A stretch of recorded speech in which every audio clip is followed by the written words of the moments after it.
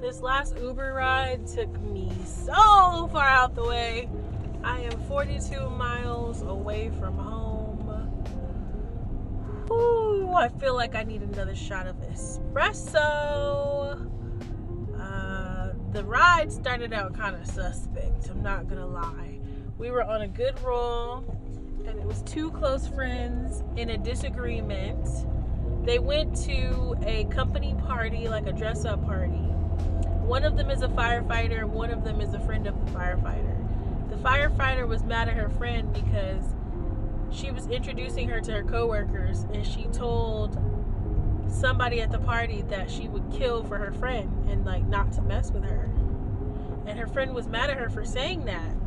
I didn't realize she was mad at her, so I was like, oh, period. Like, you know, that's what friends do. She's like, no, that's not cool. Like, that was a work event. And she's like, the reason I was upset is because the person that she said this to is the man that I had an affair with. He was one of the guys that I had an affair with. I'm thinking to myself, girl, that's your fault. And the other girl was like, well, it would have been nice if you gave me a heads up. She's like, well, I shouldn't have to give you a heads up.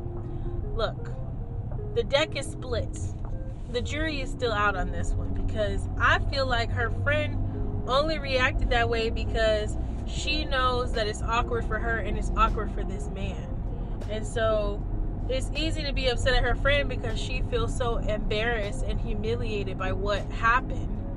But like, if that's really your friend, why wouldn't you give her a heads up like, oh, such and such is going to be at this party? She's like, well, I thought you knew, so I thought that's why you were acting that way.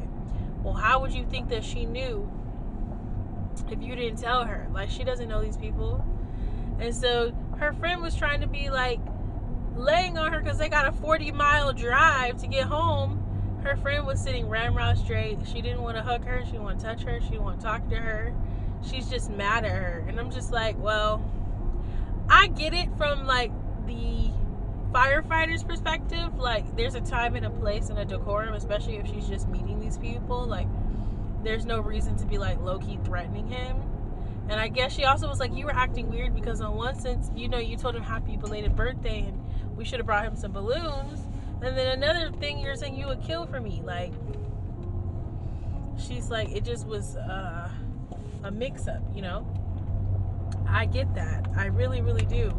But I honestly feel like I low-key kind of side with the other friend. Because, like, you didn't tell her. She didn't know. And also, you know who your friends are like. You know which friends you can take to which places. You knew before you brought her to this party how she's going to act. My friends know. When they call me on FaceTime, have headphones. Well, I've gotten better. I don't be saying reckless things anymore like that on FaceTime because I know people be out in public and places and, you know. So I try to be mindful of that. But before I was super mindful of that, my friends would answer FaceTime and go like this. 1 second. Like, don't say nothing, girl. Don't say nothing. Because I know you. Let me make sure I got my headphones. I feel like that's what the friend should have did. But it's also like, if I bring you somewhere, you should know how to act.